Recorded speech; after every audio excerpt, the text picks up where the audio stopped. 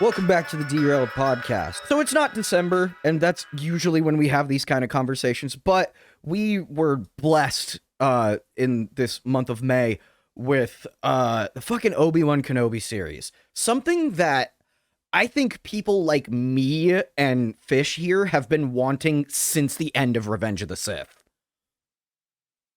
Oh, for sure. Like, the end of Revenge of the Sith, like, obviously, there's not too many questions that it leaves unanswered because, you know, there's 3 movies that follow it that, well, shit, now there's a lot of shit that follows Revenge of the Sith now. Uh-huh. But, like, at the time, Revenge of the Sith, A New Hope was all that we had that came after Revenge of the Sith. That was it.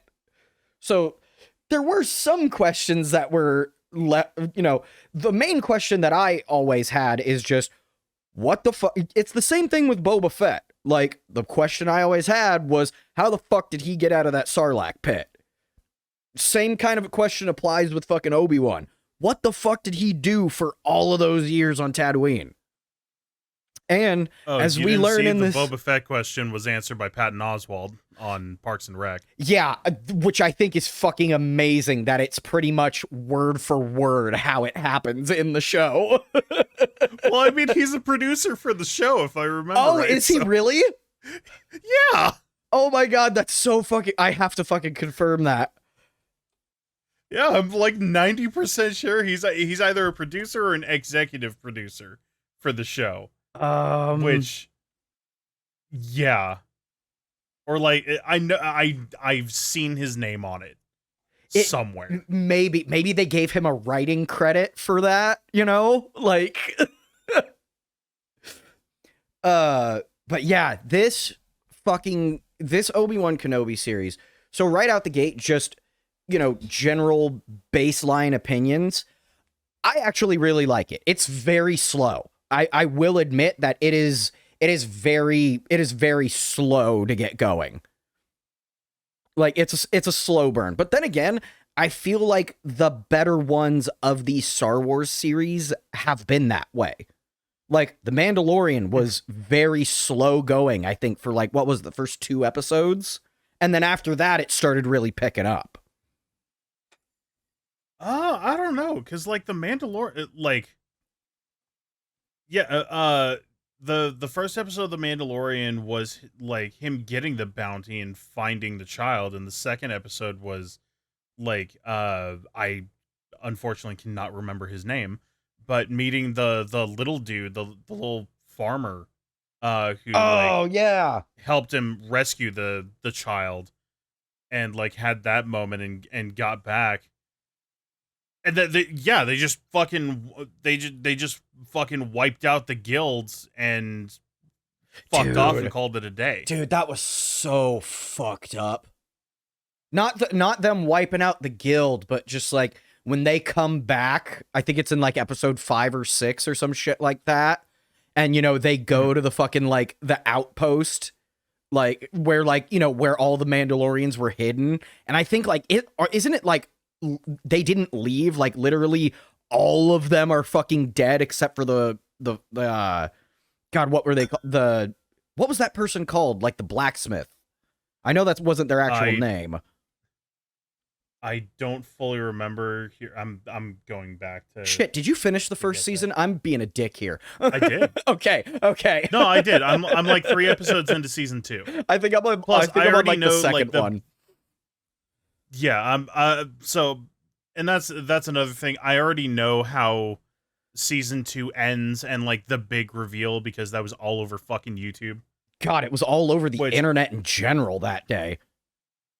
Yeah. Fucking, and there wasn't even like a spoiler tag. It was just like, so I will give the spoiler warning for the people who haven't seen it. Skip ahead like 10 seconds. Grogu fucking dies. Grogu fucking dies. No, Luke fucking Skywalker. But it's just like, Luke Skywalker joins the Mandalorian. Hashtag Mandalorian spoilers. It's like, come on, start with that. Yeah. Seriously, I don't. The way that people But like, have. honestly,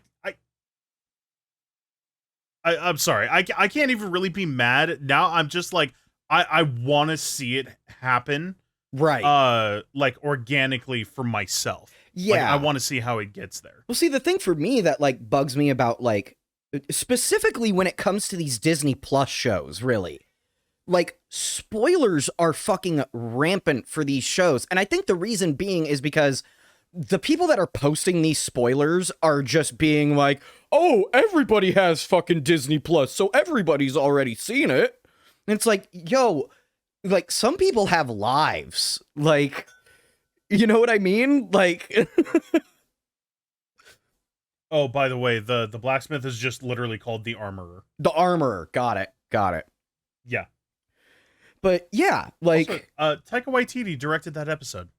oh, that's wow. Actually, that the action it didn't scenes, feel like it had his flair to it. the action scenes his, did his though. usual flair. Oh, that's fair. That fucking scene where she takes out all those fucking stormtroopers. Oh god, that was such Dude, such good choreography. Dude, and it was fucking brutal too. It Like was. that is some of the most like straight out violence I think I have ever seen on stormtroopers. Like, yes, I know. I watched an E-Rock bash a stormtrooper's face in with a rock when I was like 6 years old, but like I turned out okay. But okay, so just I feel like we should just do like a full breakdown of these episodes just simply because like they are fresh in our memories. Like I watched them the night they came out. You literally just watched them today. Yeah, I got through both episodes about 8 hours ago. So, okay, the opening of this series, I actually really like that they kind of threw it for a loop. Like instead of doing the thing that they've done with like all these other Star Wars series, because I don't think any of these other series have opened with the a long time ago in a galaxy far, far away thing, have they? No, because that I feel like is kind of like almost reserved, not just for Star Wars in general, but like specifically for Jedi stories. Yeah, if not the Skywalker saga. Yeah, I was gonna say I think that that line is inherently connected to things directly connected to the Skywalker saga. Yeah. But so I was super confused when this episode. I was confused for like a good 5 seconds when this episode actually started because like you actually get like a quick recap of Obi-Wan's life through Phantom Menace to the end of Revenge of the Sith, which I thought was actually a very nice touch. Like, you know, they could have just gone into it and been like, y'all know who fucking Obi-Wan Kenobi is. I actually really like that they actually went and did like a quick little recap of how he got here. So the show fucking opens up on Coruscant. We get a big wide shot of Coruscant, and I'm just like, wait, why the fuck is the show starting? Oh, God. Because we have gotten, I think, what is this now? Our, like, 5th or 6th on-screen portrayal of Order 66, including, like, the video games as well. Yeah, it's 6th or 7th, somewhere around there. But I love how it started in on the teacher with the younglings, and then the fucking clone troopers bust in and just start firing. Oh my god, dude. Yeah, like I saw these Jedi, like and even though I was like, oh, is this taking place during Order 66? I still wasn't entirely sure. Like, I don't know why I wasn't sure, but like, you know, I'm watching this Jedi train with all these younglings, and then I'm like, okay, what's going on here? And then I'm like, and then the fucking door opens and you see the clone walk around the corner, and I'm just like, oh, okay, yeah, this is definitely Order 66. And then if you weren't totally sure by that point, then you hear fucking Palpatine execute Order 66 like 12 times, like fading, like echoing through the chamber, basically. One of the things that I know it sounds really fucking morbid, but like one of the things that I actually really liked about that scene is after, like after all of the younglings, Master gets killed and whatnot, and they're just like, oh shit, we should run. And it does that big pan out. I actually really loved them showing that huge wide shot of just Jedi just getting overwhelmed by clone troopers. I thought that was really cool looking.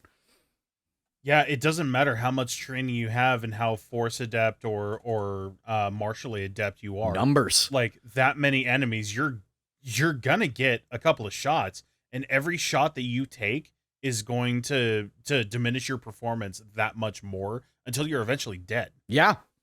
And I mean, unless you really pull some shit out of your ass. And I mean, it's like, think about it this way. Like, in my opinion, I think the Jedi in the temple got it way better than some of the other Jedi did that we saw get offed during Revenge of the Sith. Like fucking Ayla Secura, the blue Twi'lek chick. Oh, yeah. Like, she literally just gets gunned down by a firing squad, and she didn't even see it coming. Like, oh no, they shot her straight in the back. Yeah, like she doesn't even see it. And then done. Yeah, and then I think Plo Koon, like he's got a really fucked up look. Generally, whenever you see him in a video game, he's the only Jedi who's ever had a yellow lightsaber. Fair enough. I know who you're talking about. Okay. He's like, he just gets fucking blown away in his starship. He didn't even fucking see it coming. Like, oh no, wait. Yeah. Was that him, or was he one of the ones that got killed by Palpatine in that scene? I can't remember. Fuck. All I know is that, like, I think one of the really fucked up ones was, I think his name is like Ki-Adi Mundi. He's the Conehead Jedi, essentially. Oh, Ki-Adi Mundi, yeah. Yeah, fucking, yeah, I think his is one of the more fucked up ones, because he's just like, all right, he's like in the middle of a fucking battle. Like a full-on battle. He is in a war zone. And he's like, all right, come on, man, let's go. And then he's like, okay, where are my men? And he just turns around and just, like, fuck, dude. You want to know what's really fucked up, though? So, like, the first time I recognized him, like, you know how it's just like, oh yeah, that guy, I remember seeing that guy in a previous scene or in a previous movie or whatever. No, Ki-Adi Mundi? Oh, that's the guy off of the fucking Star Wars Go-Gurts. You're right. I think Plo Koon was on them too. Yeah. Like, I feel like such a shitbag being a Star Wars fan all these years and still having that thought of, oh yeah, I remember slurping your Go-Gurt. Oh yeah, man, I slurped that old Jedi's lightsaber. I slurped it real good. God, I remember I remember when I was a kid trying so desperately to like clean out and save those Go-Gurt sticks after I drank it, but like the packaging, because that shit glowed in the dark, if I remember right. Yeah, they did. I'm just sitting here my whole collection got wiped out like over a weekend, like 2 weeks after the fact. I was so pissed. I'm just sitting here thinking, like, you're in the middle of a fucking, like, a pitch meeting with fucking like Dave Filoni and Kathleen Turner, and you're just sitting there going on about, oh yeah, I want it to be based on this Jedi. I've always found him really fascinating. It's like, oh, which one was he again? It's like, oh, he was the guy on the fucking Go-Gurt tubes. We all slurped him up as a kid. Am I right, Dave? Let me see your fucking cowboy hat. Am I right, Dave? Dave, please high five me. Don't leave me hanging. Dave, where you going? Don't give me that look, Dave. Is this meeting over? Are you picking it up? Come back here, you piece of shit. I just wanted to put tits in Star Wars. Can you blame me?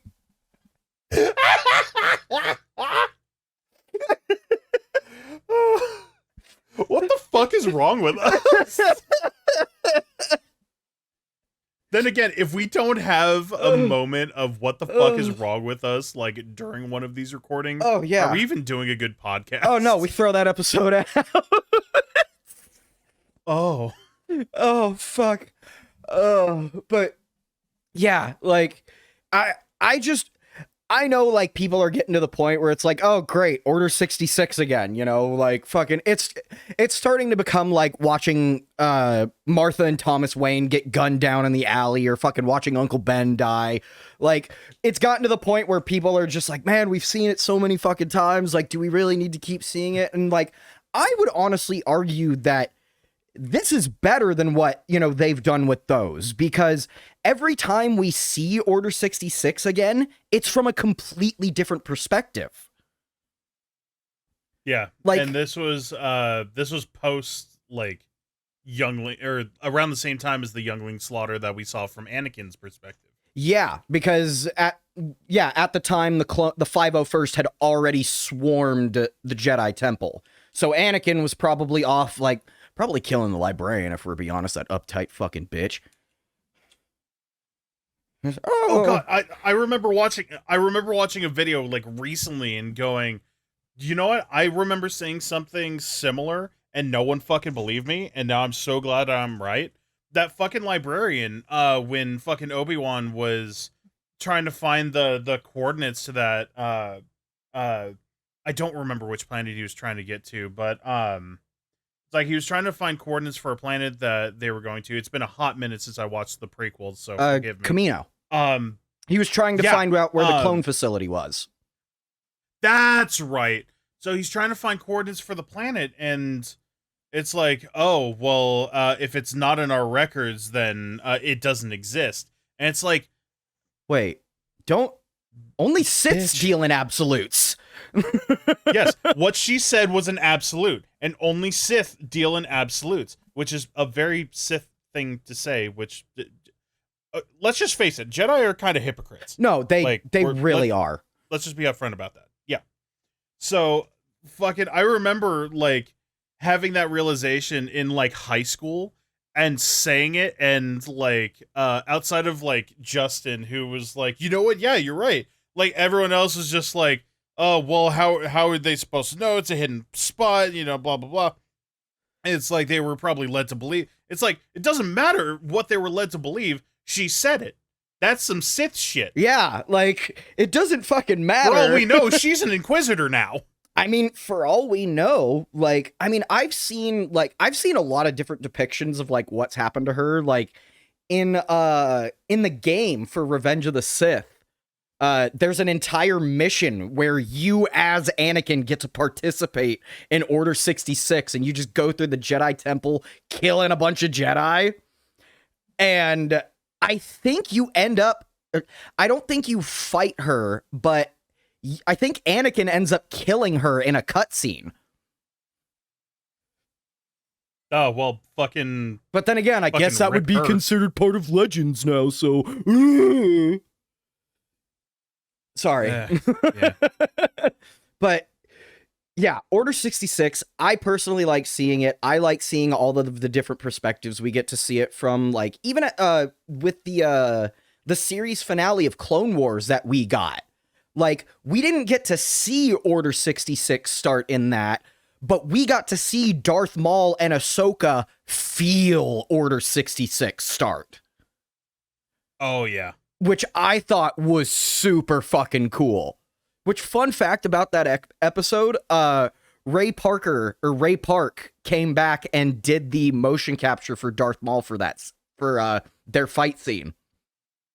Yes, I did know about Ray Park coming back. And, like, I love seeing videos of, like, people recognizing him, because he's always super down for, like, a demonstration.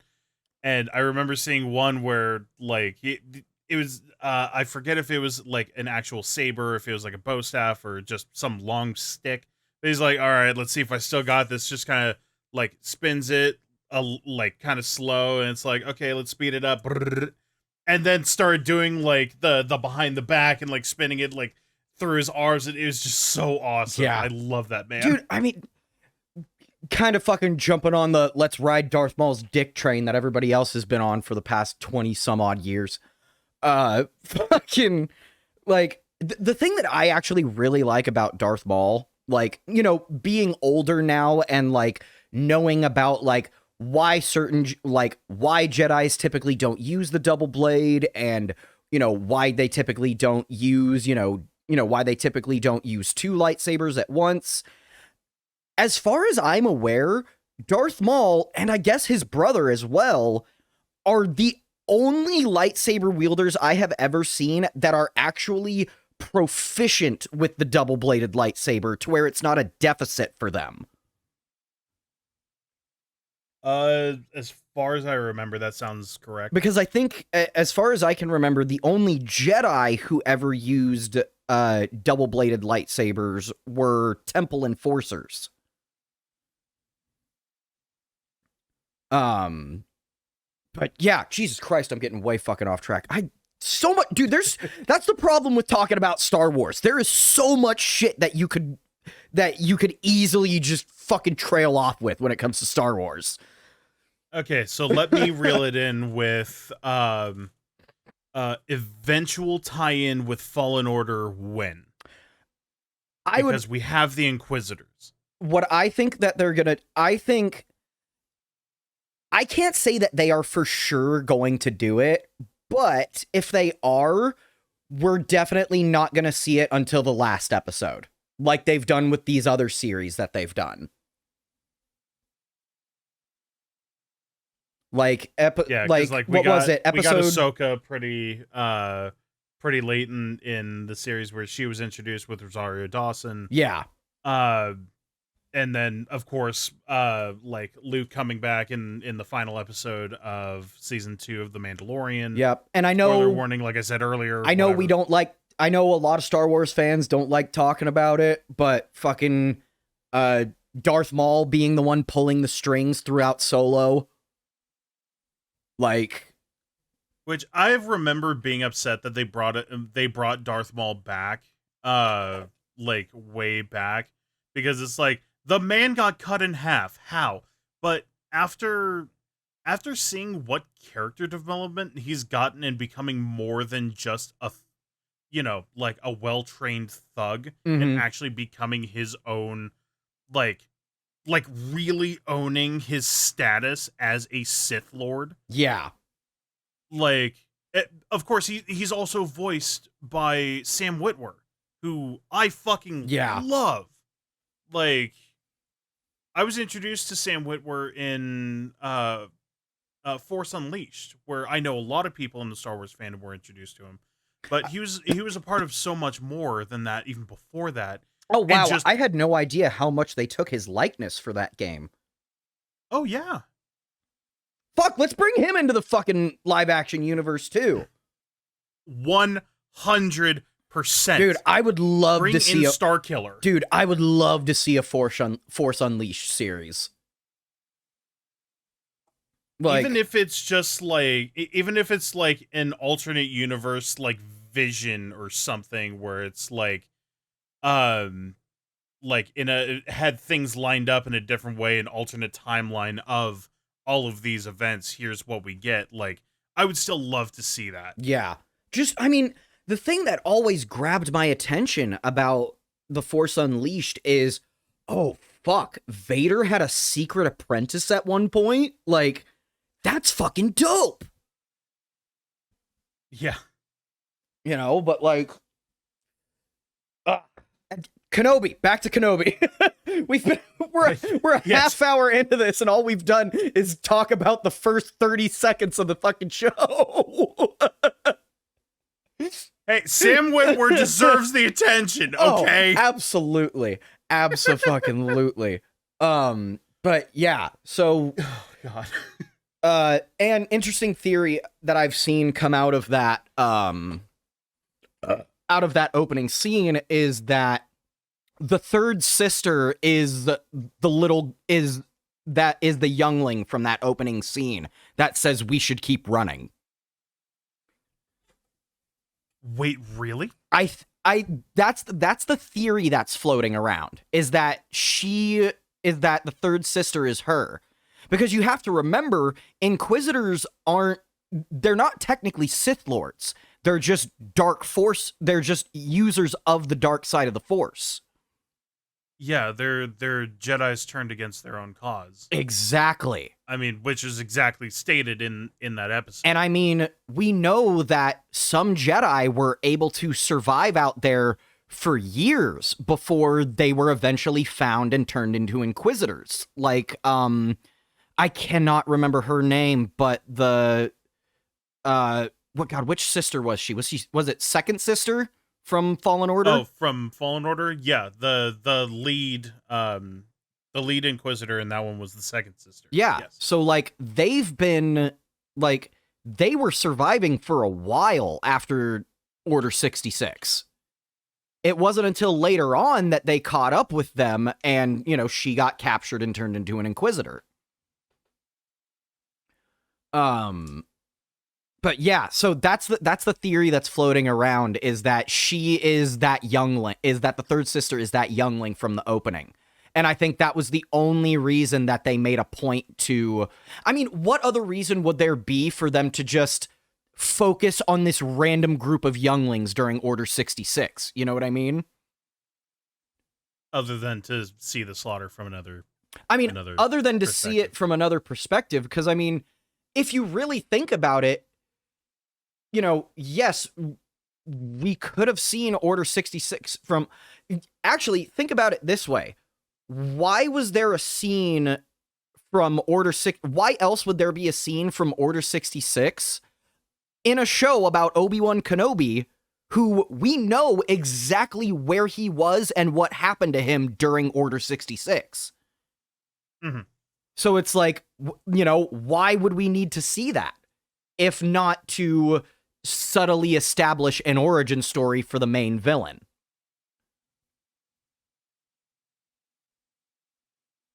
It makes sense.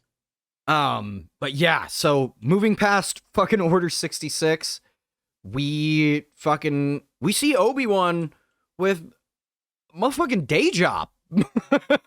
Or no, wait, do we even see him first, or do we see the Inquisitors come into Mos Eisley? We see the Inquisitors in Mos Eisley first. That's what it is. Because we see them hunting the other Jedi, who's at the local cantina. That's right. Who then escapes. Then we get to see Kenobi at the factory. That's right. Yeah. And my God, I have never watched Star Wars Rebels, but the Grand Inquisitor is fucking scary looking. Mm-hmm. Which also, just gonna kind of get into a little bit of discussion we should be getting into later. I don't think the third sister killed him in the second episode. We'll see, because we did see a body. But at the same time, it is... Motherfucking Maul got cut in half, and he's fine. Well, there's that, but also, the Grand Inquisitor does not die at the third sister's hands. He dies at the hands of, what's his name? Fucking Kanan? The guy from Rebels.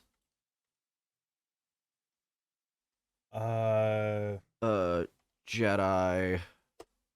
There's three. I'm actually looking at the wiki, and it says yeah, his spirit appears to Kanan Jarrus.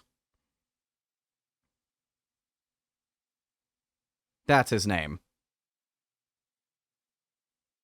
Yeah, that was one of the things that I was seeing all over Twitter when the show came out, was that, did they really just retcon the Grand Inquisitor's death for this show? Or are they pulling a bait and switch for people like me who have never watched Rebels? Yeah, because I haven't. And I think that's what they're doing. And on top of that, depending on where it ends up taking place, we already know that the Grand Inquisitor is going to be the main antagonist of Jedi Survivor, the sequel to Jedi Fallen Order. Which is set during the same span of time that Kenobi is. Which, okay, let's just get into that now. Oh, right, we were already talking about that and we got distracted. But yeah, so I don't think that we're going to get it. I think that there is a very good chance we are going to get a Cal Kestis cameo during this show, because Obi-Wan Kenobi and the events of Jedi Survivor are literally happening at the exact same year. They both are occurring in 9 BBY. For the uninitiated, that is before the Battle of Yavin.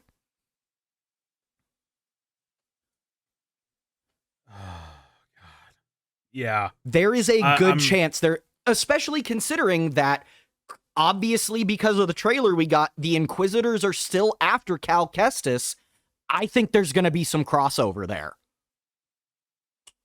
I really hope there is, because yeah, that's. I've rewatched the trailer, and I'm like, at first it was just like, oh my god, that's so awesome, we get another game, and like, oh, that's so neat, seeing this and that and the other. And as I watched it a second time, and now I'm actually like kind of dissecting it, like, who's the guy in the tank? You know, like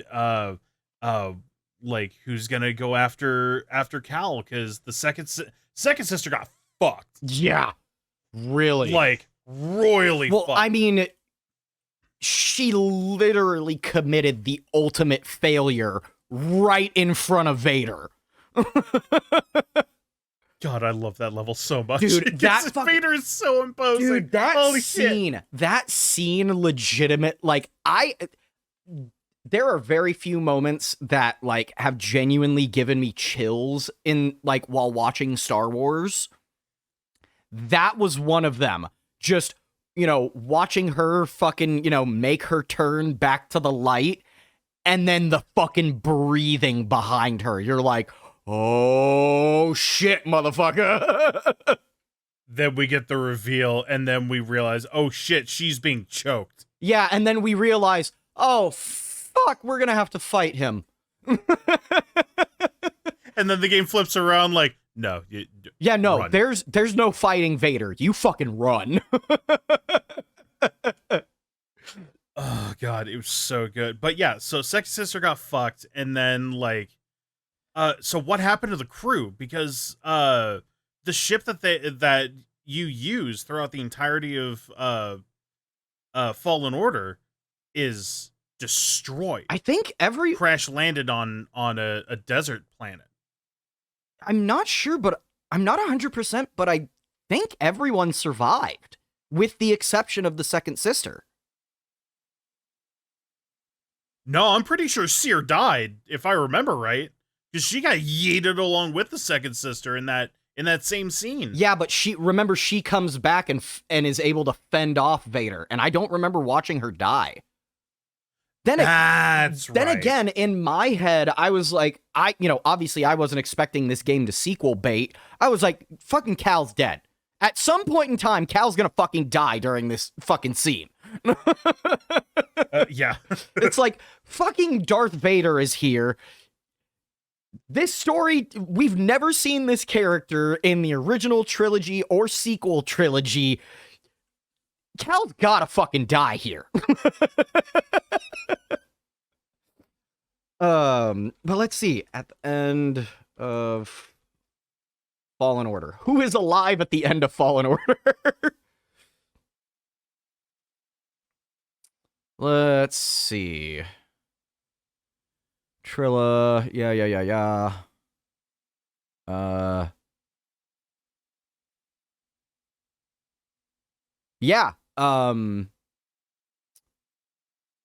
Cal is now a Jedi Knight, having been knighted by Seer. Seer has faced her inner demons, returning to the Force and rejecting the dark side. Night Sister Marin is now a part of the team. Trilla is dead. There are at least 7 other sisters out there, because we only met the 2nd and the 9th in Fallen Order. Mm-hmm. there's still a bunch of Force-sensitive children out there in the galaxy, but no one knows where they are. And Vader knows that Cal and Seer are alive.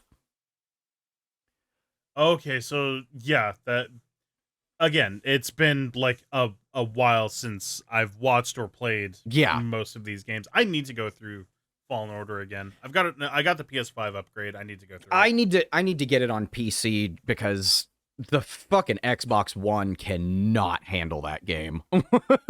Like, you remember watching me stream it, right? Yeah. Like, that shit started, like, mainly, it was mainly when there was foliage.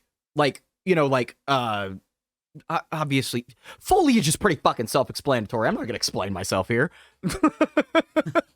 Like, it was only when shit like that was on the screen that it would really start chugging.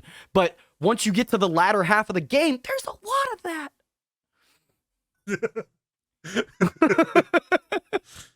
I'm sorry. That got me. But yeah, so, you know, we get introduced to our Inquisitors for the time being, which are the Grand Inquisitor, the third sister, or known by her name as Reva, Reva, and Reva, yeah. The fifth, I think, is what this Inquisitor, the other guy, is. The fifth brother, if I remember correctly. Yeah, fifth brother. That's who it is. I think that's him. Is that the same character? Yeah. Yes, the fifth brother made his live-action debut on Disney Plus series Obi-Wan Kenobi, portrayed by Sung Kang. Which, like, with all of the makeup and the cadence, I had incorrectly... Wait, is that fucking Han? Yes. From the Fast and... It is! Yes, it is. Holy which shit! I had honestly incorrectly thought, like, for a few different factors, that it was Benedict Wong, mostly because of cadence. Mm-hmm. With all of that makeup, it was an honest mistake. But it was after the first episode I saw I saw it and went, oh shit. Oh, well, fuck me. Either way, he did great. But yeah, okay, so I really like the fifth brother, really like the Grand Inquisitor. I mean, obviously, it's a villain. You're not supposed to like the character. I am having a really hard time dealing with the way that the third sister is being portrayed. Yeah, I feel like that's kind of the point, though, because, like, like, I get it. She's obsessed with catching Kenobi, but it's like Trilla was obsessed with catching Cal and Seer, but was nowhere near as rash as this character has already been. Right, but then again, she rose up the ranks through, like, well, she rose up the ranks and gained the respect while staying, like, very very focused, you know, calculating, and only broke when directly confronted with Seer and Cal towards the end, and had her moments directly confronted with Seer and Cal earlier on in the games, right? Through her bouts of anger, but like this one, yeah, no, like she seems genuinely unhinged, which. Not a good look for an Inquisitor. No, but then again, like, especially with, it might be kind of a fear thing, which definitely ties into the Sith. Mm-hmm. Fear leads to anger, anger leads to hate, hate leads to the dark side, all that. But it's like, I think there's kind of a deep-seated fear that has evolved into this anger and obsession with Kenobi, because if she is the youngling from the very beginning, that would make sense. Like, oh, the Jedi, especially one of the ones that we had grown to respect and hear the name of pretty constantly because of their war efforts, Obi-Wan Kenobi. Mm-hmm. uh, and especially after the turn to Darth Vader, Anakin Skywalker, Right. like I could definitely see how that fear of like unless I'm able to prove myself, I'm gonna get got. Which I feel like that's more than likely it. Yeah, I think so too. But my reasoning behind that is I think because she still has conflict within her. She hasn't fully turned yet. No, otherwise we would have seen the irises turn. Yeah, exactly. Her irises aren't that like I honestly the only thing I can really compare it to is like a burning sun. Yeah, the yellow iris with the red outline. Yeah, like she hasn't fully turned yet. And the only other person that I have ever seen that with is Kylo Ren. He was supposedly a Dark Lord of the Sith, but we got to see him without his helmet, and he had a lot of inner conflict, and that was keeping him from fully turning. Like, and that's the thing that kind of fucks me up, is it's just like, if she really is giving into her anger as hard as she is, why hasn't she fully flipped? You know what I mean? Like, this obsession, the fear, the anger, the hatred for Kenobi, like, that is the perfect fucking melting pot for a Sith Lord right there. I think... And maybe a tinge of jealousy, too. Oh, for sure. Because, like, well, yeah, definitely jealousy, because when we find Kenobi, I'll be the one to report him, and then that whole, like... Stabby. Stab in the gut, and then... We should have said it at the beginning. This is going to be a spoiler-fucking-filled episode. You can have a little thing at the beginning. I'll put it in the fucking title. Spoiler warning for a show that came out literally 3 days ago. But yeah, like, with all of that, it's like, I refuse to let you take credit, essentially. Yeah, I think that's actually what she says. There. She's like, I refuse to let you take all the credit for this. Yeah. So yeah, like she's definitely like it. Plus, it's been 10 years since Order 66. So it's like, if she was, depending on how early on she was taken in and trained to be an Inquisitor, like, and jumping up through the ranks, because I don't know what the ranking actually is. Is it higher, or lower numbers are higher ranks? I'm not entirely sure. I mean, maybe that's the way that it is, because I mean, Cal, before he was even fully trained, was able to take down the ninth sister, I would say, with relative ease. Depends on how much of a fucking gamer you are. I mean, I kicked her ass.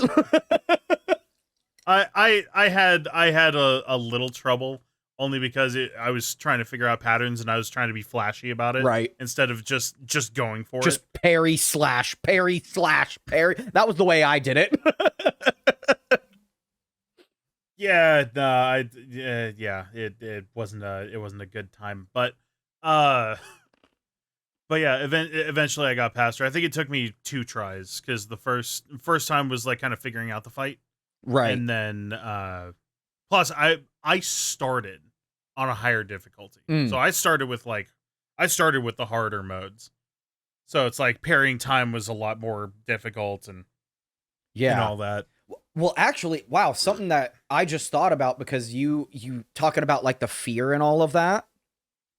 Mm-hmm. If this show takes place when it does, this show taking place when it does, she probably got brought up to third sister right after the death of Trilla.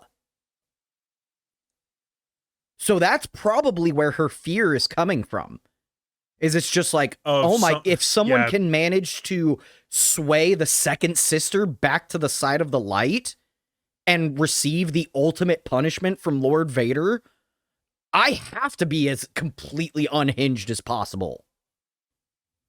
Yeah. Although, is it just me or like? So I have two minor gripes with the show thus far. One, how is a slow ass child evading everyone that much? Because she's just hobbling along. Oh, are we talking about little Leia? Yeah. Like, how are you guys having that much trouble? You could jump. Okay. Like, do a like a football tackle and catch her before she gets out of range. Okay. Like, come on now. But then again, the third sister was too busy parkouring on the rooftops to just fucking get there. That's the other gripe. So it's like, first of all, the guy is trying to catch Leia. It was just like, oh, come on, dudes. It's a bush. Jump through it. Yeah. Also, I love that one of those guys. I love that one of those guys was Flea from the Red Hot Chili Peppers. Oh, god damn it. Now I gotta go back and look. It was the main guy. It was the head guy. Like the guy who did all of like the talking and shit. That's Flea. I'm pretty sure that was Flea from the Red Hot Chili Peppers. Yep. Flea. The first thing that comes up when I type it in on Google is Flea Obi-Wan. God damn it. Anyways, but yeah, there was that, and then the other gripe was it's like, I'm sorry, there's no way that I've seen so far to make using the Force to do like these extra or superhuman feats, like what you would see in like the video games and all that, like not look. It looks goofy. Off. And yeah, like. Especially, okay, so running in a straight line, you'll get there faster than going at an angle, doing a spin around, like catching onto a pole, doing a spin, and then kicking off of the adjacent wall. You're gonna get there faster going in a straight fucking line than doing that. So just run. Yeah, it absolutely baffled me. You know, like, because... Granted, yes, we started seeing a lot of that stuff in the prequel movies, but like it was used very sparingly. Like Obi-Wan, like during the fight with Darth Maul in Phantom Menace, Obi-Wan just using the ability, using the Force to jump up to a platform that was like 20, 30 feet in the air, Yeah, but that was a single jump. That's what I mean. Like the only way that it doesn't look goofy is if you use it for just simple motions, like a single jump. You know what I mean? Yeah, it like using the Force to push down that tower railing or whatever. And then, like, running up that to get up onto the platform. Okay, that's fine. That was kind of cool. Why do you have to then do a backflip and then, as your feet touch, go into a tuck and roll? Yeah. After that, it's like, dude, you're fucking up your momentum doing that. I get, like, just the tuck and run. The tuck and roll, I get, because that's how you make a safe landing. If you're a human being who isn't in tune with the Force, yeah, like, just fucking run. Like, that was one of the things that really fucking bugged me about that episode, was just like, I finally have you. I'm gonna take a fucking half hour to get there because I gotta get my parkour routine in. Like, you could have gotten there, had the kid and Kenobi, but no, you wanted to do flippies. Like, what is the matter with you? Yeah. Anyways, continuing on from the first episode. Wow, we got on a tangent with that one. We're passionate. That's all I gotta say. Yeah. We're passionate. I mean, and in all truth, if we ever like get mad about something Star Wars related, it's because we care. Like, I just want to say that right now. Like, if I ever get upset about something when it comes to Star Wars, it's just because I care about the series. Like, that's all it is. And also, I want to throw something out there. Anytime I don't usually get like legitimately upset. If I do, I explain it. Right. So it's like there is criticism, and I will go in depth with it. A lot of the stuff like just run. That's just me going like, yeah, I didn't care for it, and I'm gonna be I'm gonna go hyperbolic with it. And in reality, I mean, it's it's a thing that happened. Whatever, I don't care for it, but it's there. Like, who cares? Yeah, but continuing on, so we get introduced to the Inquisitors. There's a quick little Jedi chase, and then we finally get to see Kenobi. We see what he's up to. And essentially, he's working at a meat packing plant. Like, they work. He be splitting that meat. Yeah, I mean, shit, man. Like, you gotta do something. The thing that really kept getting me, though, was just, like, constantly showing that shot of him, like, taking home a piece of the meat for himself or, like, for his fucking animal or whatever the fuck. It's like... Yeah, it's for his camel. Yeah, like, why do they keep showing this? Like, is it just to show, like, the mundane humdrum routine that he's in? Or, like, is there gonna be a payoff where, like, somebody finally notices him doing it and he exposes himself? You know what I mean? Like... I thought that's where they were going. So it's like the first time, okay, sees him feed it to it. It's like, oh, that's really nice. See it the second time, and it's like, okay. And that's the third time. It's like, wait, are they going to catch on? Yeah. And then they don't. And it's like, okay. If they show it again, I'm going to be upset. Yeah. And then they just don't show it again. It was like all set up, no payoff. That's when he goes to get his fucking saber. Like...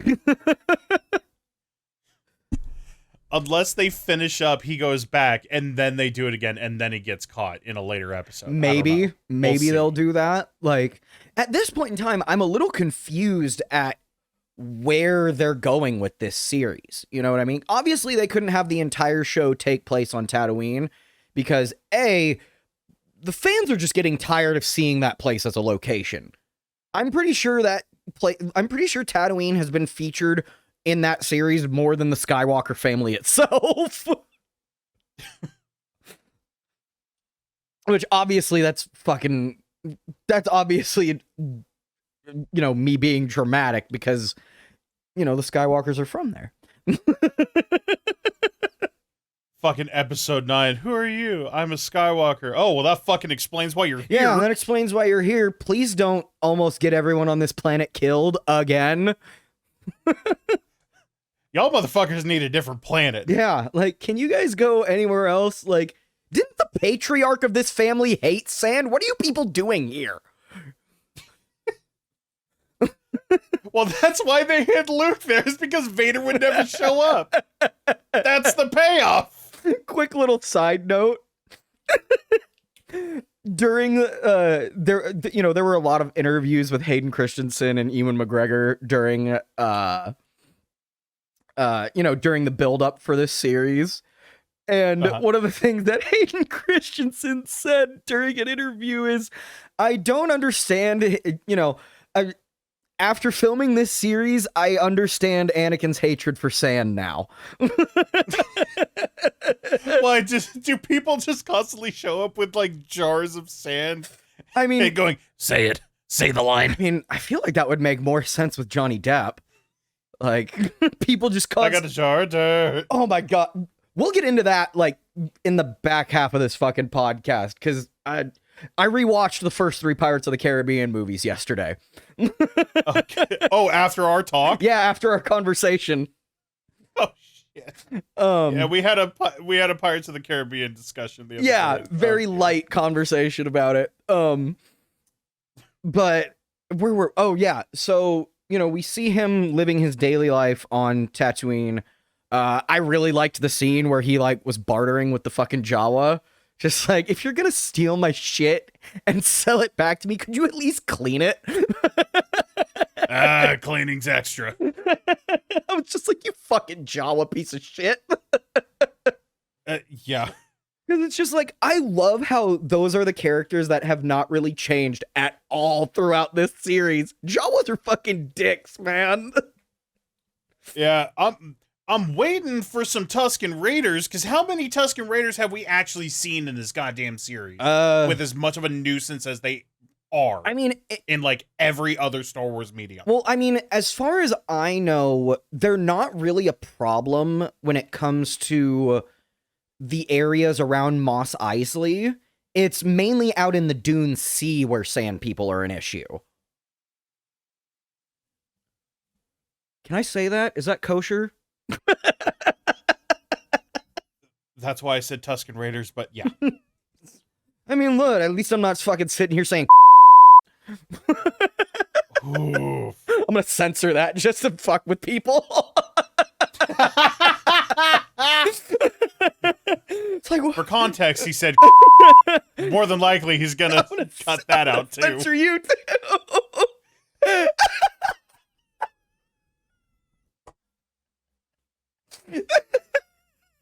Oh, good God. Oh my fucking God. But honestly, I'm interested to see if we're going to see the Tusken Raiders during this series. And that was kind of what I was getting into, is it's like, I know fans are tired of seeing Tatooine as a location in this show, but it's like, this is where he's been this whole time. Like, where did you expect this show to take place? Did you think he was fucking hiding out on Mustafar? Like, just chilling next to Anakin's severed legs? Like, where did you think he was?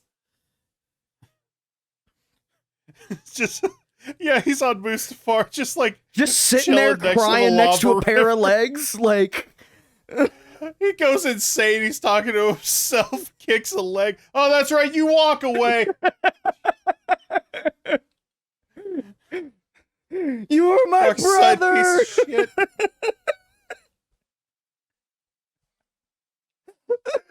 Just fucking repeating lines to himself, just like fucking using his severed hand as a flashlight. No. No. If anything, he'll use it for a Force job. Anyways, I'm sorry. A what? A Force job. Oh God. Hey, Force pull is a thing for a reason. If you ain't using it to yank your crank, I don't know what you're doing. But fuck. Anyways.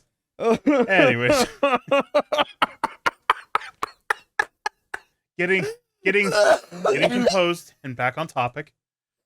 But yeah, shit. Breathe, Ian, breathe.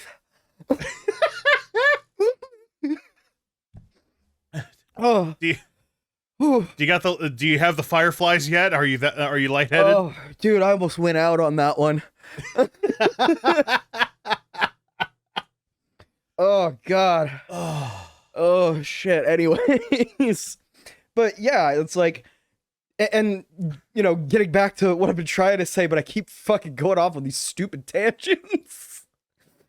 Locale shouldn't be surprising because that's where we get our first glimpse. But considering of Ben Kenobi. Considering the things that have transpired in these last two episodes, are we going to get back to Tatooine? Like, is this whole thing with little Leia only going to maybe last for one more episode? Like one or two more episodes, and then we're going to go back to Tatooine? Or is this entire show going to take place off-world, and it only comes back to Tatooine when fucking Vader v. Kenobi Part Duh happens? Which, if they do that, I'm going to have a slight issue with it. Well, I mean, like, looking at A New Hope, it's fucking, he calls him Darth. You're only a master of evil, Darth.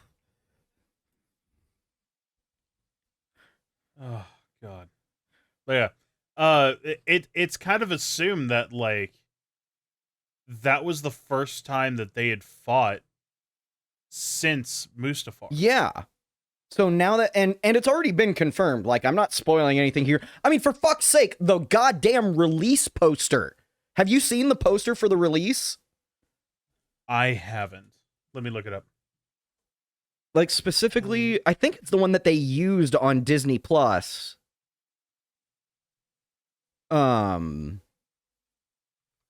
Why is the second thing that comes up on Google Images for Obi-Wan Kenobi Jesus? Where is it? I mean, who doesn't want to talk about our Lord and Savior? Well, I mean, clearly, based on the premise of the show, he ain't much of a savior. Oh, is this the one you're talking about? Where it's like it's got the double suns behind Kenobi, and like faded in behind him is fucking Vader with a saber out on top of a fucking cliff. Yeah, it's like dark out and shit. Send me the image you're looking at just so I can confirm. Yeah. I know this is super inside baseball for listeners, but I don't care.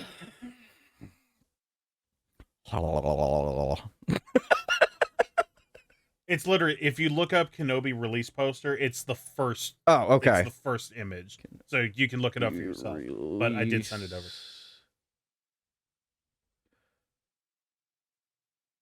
Hello? Oh, I forgot to hit send. I'm such a fucking clod. You fucking shitter. Hey, fuck you, pal. No. Ow, no, this one's really cool, but it's not that one. Okay. Where is it? Hey man, it's Ian. Yeah, I know I'm interrupting the episode, but I got some announcements to take care of and then we can get right back to it. Those video previews that I was talking about in last week's episode are going to be coming around within the next 2 weeks or so. So if you're not subscribed yet, be sure to do so now so that way you can watch all of those and get a sneak peek on what's coming up in the conversation next week on the Derailed Podcast. Not next week, but you know, the week after, when they start going up. It'll make more sense when they start going up, I promise. Alright, moving on from that. You're probably wondering to yourself right now, hey, why the fuck is this episode coming out on Sunday? Didn't you say last week that they were coming out on Friday? Yes, I did. And you know why? Because I'm a fucking idiot and I like to talk before I make decisions. So now, the YouTube version of the podcast will be coming out 4 days after the Spotify version does. I say Spotify, but we're actually on some other major podcasting services as well. That's right, you can now listen to the Derailed Podcast in 4 different places. You got Spotify, you got Apple Podcasts, you got Amazon Music, and Google Podcasts. So wherever you prefer to listen, you've got some options now. Alright, moving on from the derailed of it all. If you follow me and Fish on Twitch, which if you don't, why the fuck aren't you? You should go do that right now. You'll know that we did a thing recently called the Multiverse of Potential Tournament. We played a game called Xenoverse 2, we put in some custom characters, we played with some mods, and we had a lot of fun with it. We set up a little tournament, we fought through the characters, it was great, we had a blast. And we were going to do more recently, but unfortunately we had some mishaps with the mods, and it's going to take us some time to reconfigure everything and get everything working again. On top of that, we're also making some tweaks and adding some stuff here and there to make the experience more enjoyable, A, for us playing, and B, for you watching. To go alongside that, the first 2 tournaments will be cut down into fight reels and will be uploaded right here where you're watching this podcast. Okay, and finally, Stream for Initiative has a brand new schedule. Schedules change, life gets in the way, and so you gotta make accommodations, and well, Stream for Initiative made the ultimate accommodation. Instead of the usual weekly schedule, they're gonna be moving to a bi-weekly schedule, and they're gonna be streaming on Sundays and Fridays, splitting the group in 2. And it's not because, you know, they're breaking up like the Beatles or some shit like that, no. They just needed to figure out a way to accommodate everybody's schedules, and by God, they fucking did it. So go follow them on Twitch. You'll be able to find all of the Twitches in the description down below. That's going to do it for me. Let's get back into this episode. I can't fucking find it. I'll show it to you at another time. But there's literally a poster out there where it's got like, it's literally Vader's back to the camera and he's got his fucking lightsaber ignited. God, actually, you know what? I'm sure if I go on Twitter and I search Obi-Wan Kenobi hashtag. Let's see. Anyways, fucking just kind of filling the airspace till I find this fucking thing. We know that they're gonna have a rematch, and the thing that kind of bugs me about that is, you know, like you said, is the fact that he, like, this apparently A New Hope was not the first time that they had seen each other since the, since the fight on Mustafar. I really don't, like, they've always implied that. That is what I have always thought from that encounter in A New Hope. But apparently that's not the case anymore. And if the thing that's gonna really bother me is if they do end up doing it on Tatooine, because that just doesn't make sense at all. Because that would imply that Vader knew where Kenobi was this whole time, more than likely knew where Luke was, and just didn't fucking do anything about it. Yeah, well, thankfully, all we know right now is that they know that there's a connection between Senator Organa and Kenobi. Right. So, at least there's that. Also, were you surprised by the Kumail Nanjiani? I was very surprised by reveal? that cameo. I was very, like, I heard his voice before they fucking showed his face, and I was like, is that fucking Kumail Nanjiani? Like, are you serious right now? And then they showed his face, and I was like, yes! And just him being such a good-hearted piece of shit. Yep. Absolutely love it. It's just like, yeah, he's helping people. He's also extorting, but he is helping. Yeah. Like, I absolutely love that, because that's a very, like, here I go fucking bringing up D&D and shit. Like, that is a very, like, D&D character type of trait to have. You know what I mean? Well, it's chaotic neutral. Like, yeah. They're in it for their own benefit, or at chaotic good. Fuck. That's kind of difficult. I would say I would lean closer to chaotic neutral. Only because it is mostly self-beneficial. Right. But they are doing a good deed, and it's not. Fuck, that's actually really hard. It might be true neutral, because shitty thing, but good, like, good outcome. It evens out. I mean, know. Alignment's weird. Chaotic good. So chaotic good, would be like, fighting for a goal, with no respect to like codes, whether that be more or like laws of the land, laws of the self, moral codes, something like Batman would be a good example of lawful something or other, because he has his moral code. Okay, I found the fucking poster I've been of... looking for. Sending it to you now. Oh, thank God. Oh! Yeah, doesn't that look dope? It does. But it also looks like it's on Tatooine. It does. Then again, how many desert planets are out That's there? true. I mean, Jakku literally looks exactly like Tatooine. And then there was the place that they went in fucking Rise of Skywalker as well, where they found Lando. Yeah. So we'll see, I guess. Yeah. But yeah, it's gonna be real awkward if it is like a fight on Tatooine, just because of how close of a proximity it is. Because like, if I were Vader, like, with how force sensitive and how powerful Vader is in the Force,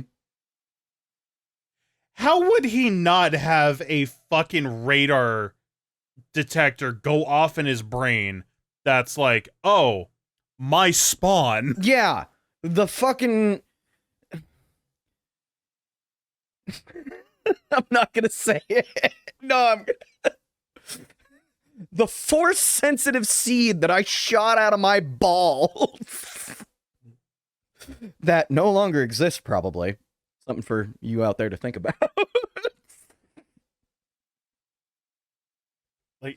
if we think about this like realistically, It's chestnuts that literally it's- roasted on an open fire.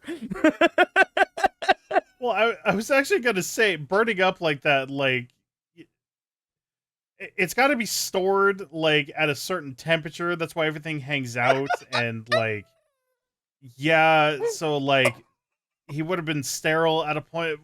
Whatever. I think at this point he's a eunuch with the deepest voice I've ever heard.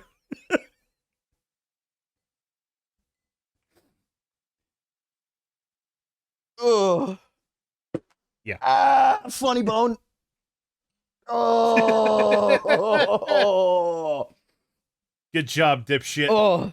Anyways, so while You we're deserve that while one. we're on the topic of like potential continuity errors in this show, I have a little bit of a problem with the third sister name dropping Anakin. Because as far as I understood it, the fact that Anakin Skywalker was Darth Vader was the best kept secret in the Empire. Yeah, I'm pretty sure it was. Cause like even going through it again, it's like, whose was this? Oh, it was your father's.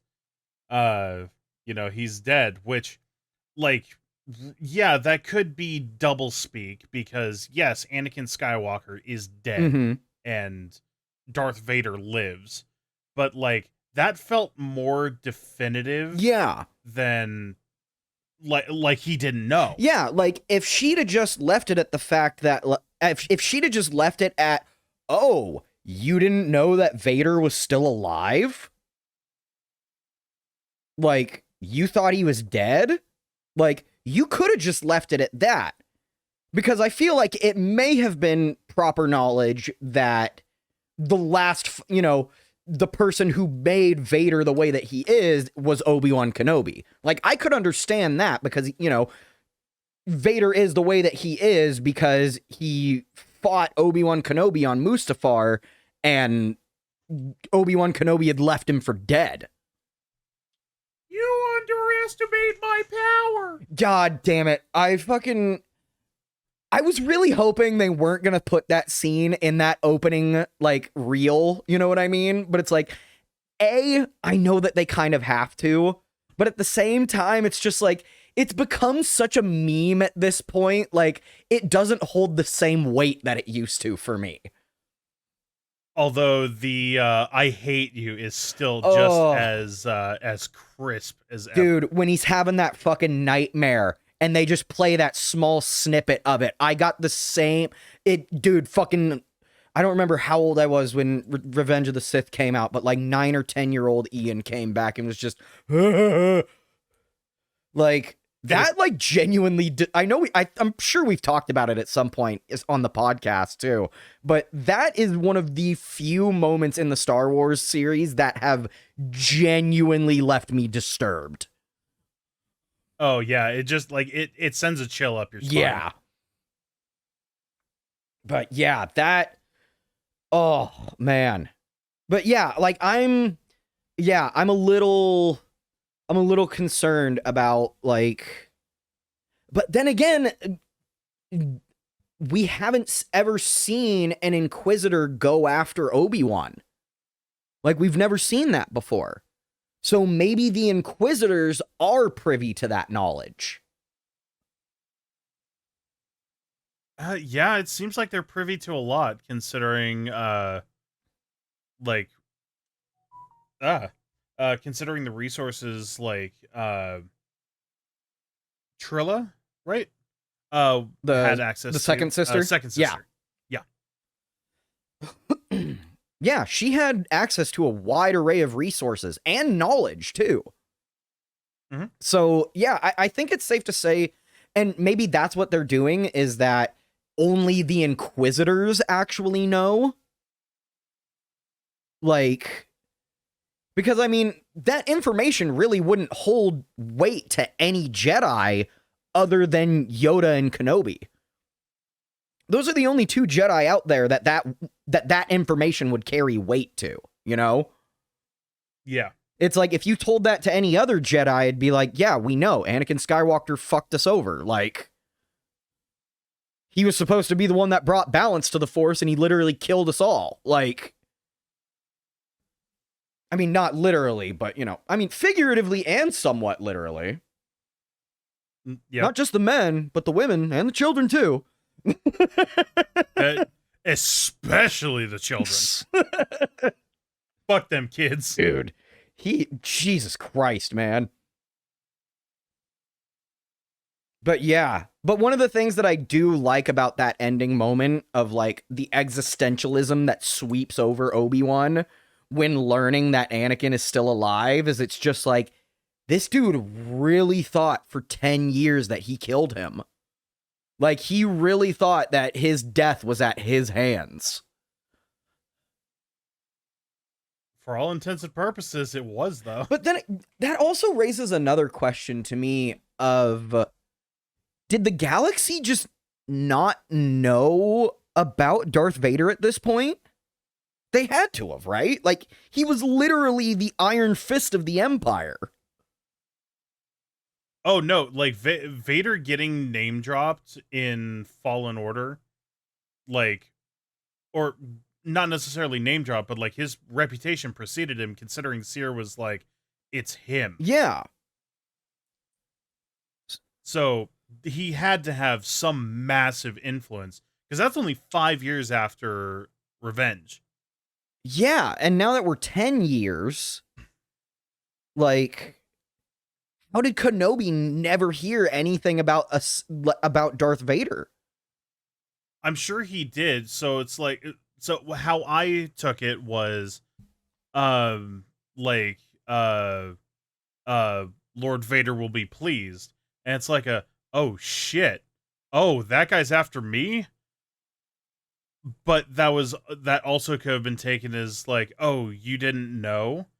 Yeah. Which is another thing where I was a little confused, because it seemed like his shock was like, wait, this big bad power hungry piece of shit that I've been hearing about, or who's like had an iron grasp over most everything right now, is trying to hunt me down, is actively looking for me. Why?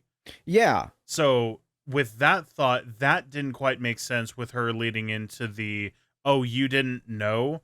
Anakin Skywalker is still alive and he's looking for you. Yeah. It's like, that was kind of an unnecessary name drop. Yeah, because as far as I knew, like, he was aware of Vader's like, he was aware of the fact that Anakin was going by Darth Vader now because of the recording that him and Yoda found in the temple. Where Palpatine officially dubs him as Darth Vader. Yeah. So it's like, he knew the name Darth Vader. So, yeah, I guess what we're supposed to believe is that literally because he had been so isolated all of this time on Tatooine, he'd literally never knew, he had never heard, he didn't know about Vader's influence spreading through the galaxy because they were on the Outer Rim. That's fair. So it's like, yeah, you would know the name, but based on how much he really, like, from what we got to see, he didn't interact with people in Mos Eisley, really. No. Like, he would just go in, leave his camel, go to work, come back, grab his camel, and head back out into the desert. And I would have to assume if he did make any purchases for food or whatever else, that it would just be kind of a short, sweet, to the point. I'm looking for this. Thank you. Bye. Yeah, because people didn't talk about the Empire in the Outer Rim unless they were directly fucking with people out there. I.e. the Inquisitors in that episode. Exactly. Like, you really didn't hear... Like, yes, we knew that the Empire was in control of the galaxy. I think they did have control over Tatooine, but there was not much need for them to be actually present on Tatooine because it was so far out in the Outer Rim that there was no chance that any rebellion would be able to reach them before the Empire caught wind of it. Yeah, and I think that's not explicitly stated, but implied when the guy's like what, like basically, why are you here? This is the Outer Rim. Like, yeah. like there's no need. Yeah. Or they may have fought off, like they may have fought off plenty of Imperial scouts, because he also kind of sounded cocky with the whole, like, you know, this is the Outer Rim, like, you have no power, essentially. Yeah, because I mean, even by the end of I mean, I would say Revenge of the Sith, but even by the end of Attack of the Clones, there was no Galactic Republic presence on Tatooine. So that means the Empire wouldn't have already existed out there. Yeah, so maybe it was just like, well, we hold like, we have a grasp on the galaxy anyways, like, Yeah. Outer Rim included, but it's like, who cares? Exactly. It's Fuck 'em. it's you know, it's kind of like Tulare. You don't really pay attention to it unless it's in the news. I mean, that's literally. I mean, Gotta love gotta love the obscure Titus I didn't even references. mean to make the Titus reference, but I did just realize that he called Tatooine the intergalactic Tulare. Yep. I totally forgot about that. I mean, it was correct that it's correct now, but it's still like, goddamn. Like a quick little sidebar, I actually stopped there while I was on my way down to California while I was visiting last time. How right is it, though? Dude, it spot on, man. Yeah. Ah. Ugh. I almost spilled my drink. Oh my fucking god. But yeah, continuing on though, but yeah, like, so they've maybe got a few continuity things that they need to either clean up or maybe explain away so there's not, you know, giant gaping plot holes in this series. Because like that was one of the things that I was worried about with this series from the get-go was like, how careful are they going to be with this? Because you have 3 entire movies that follow the events of this series, that directly follow the events of this series almost. Mm-hmm. Like, I would honestly say that this probably ties into the Skywalker saga even more so than the Han Solo movie. Like, yes, we all know that Han Solo is a character that plays a really big role in the original trilogy, but I would honestly say that this is more important. Yeah. Because it's like, you can do whatever the fuck you want with Han Solo's history, because we don't know shit about him other than the fact that he's a smuggler and Jabba the Hutt don't like him. Like, that's all I got, man. I'm sorry. I'm sorry.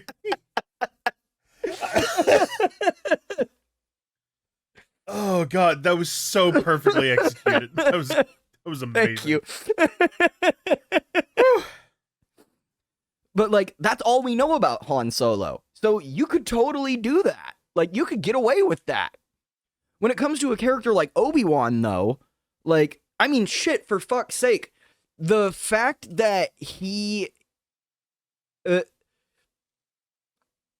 like, the fact that there was contact between Obi-Wan and Senator Organa after the Clone Wars, that's a big thing that you need, that's a big thing to address.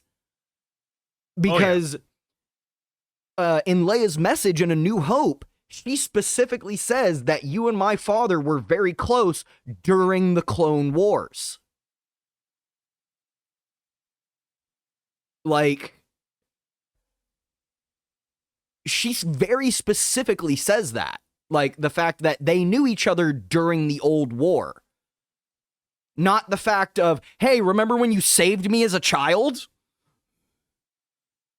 You know what I mean? Because, like, they're establishing a relationship. They are pre-establishing a relationship between Leia and Obi-Wan when, as far as we were supposed to understand, there wasn't one. She had never met Obi-Wan until that fateful day on the Death Star. Shit, she didn't even fucking meet him. I can only think of one way that they would be able to kind of hand wave that. Jedi mind trick? Is if quite literally hand wave not it? even. Well, yes, but no. Like, so he takes him back. He takes Leia back. Like, the next episode has to be like they get off world. There's no more like major interaction. It's just like small talk, if anything. Passes off the kid, and it's like, here you go. And it's like, Dad, that was a Jedi. Who was that? And then that's when he kind of explains their previous relationship. Now she has context for why they were friends and why Kenobi was sent to go find her, and also gives a nudge in the direction of, this is why I need to send the message specifically to Ben Kenobi, because he's the only other person, now that my family is no longer around, that would be able to do something or have some like way of helping the situation. Speaking of her family no longer being around, there were so many moments during the scenes on... So first of all, we get to see Alderaan not blown up. Like, that's like, I thought that was really cool. Like, I've never seen Alderaan unless it was exploding. Like, I think that's really cool. And I think we got like maybe 15 seconds of Alderaan at the end of Revenge of the Sith when Organa takes Leia to his wife. Yeah.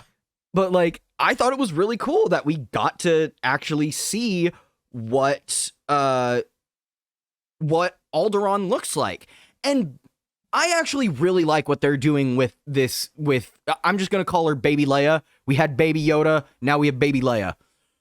Fair enough. What I really like that they've done with this character is they've shown that, like, she likes to be outdoorsy. She's not yes, they're utilizing a very big Disney trope of she's not your typical princess. A very big recent Disney trope, I should say. She's not your typical princess, but like watching her get around and evade these fucking bounty hunters through these forests, I'm sitting there the whole time watching these scenes going, well, no wonder she was able to get around Endor so fucking easily. She was doing this shit throughout her entire childhood.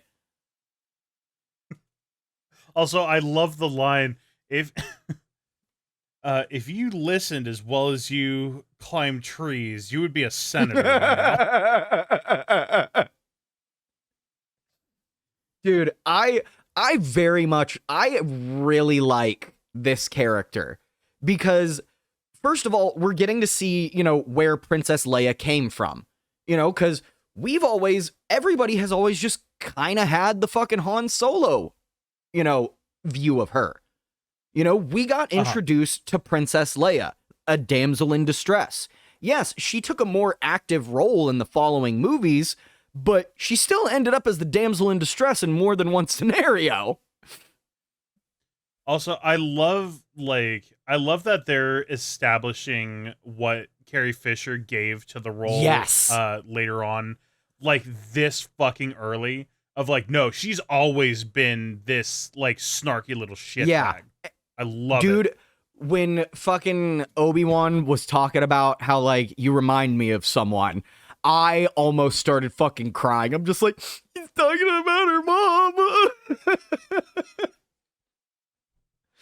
Because I mean, fuck, he was there. He watched Padme die right before his eyes. Like, yeah, the one of the best examples of going back and it's like, like firsthand experience, not even of her death, but it's just like, no, you remind me of some, like episode 2 when she climbed up off of the post and got the mount and got the other two out of trouble. It's like, fuck. I yeah. actually fucking love that scene because fucking, who is it? Anakin? It's Anakin. Yeah, it's Anakin sitting there talking about like trying to come up with a plan, and fucking Obi-Wan's looking over watching Padme, and he goes, I think she's got a pretty good handle on things, my guy. Yeah. It's like, if you would pay attention, my brother in you'd see that we're Christ, fine. have you noticed she is not here anymore?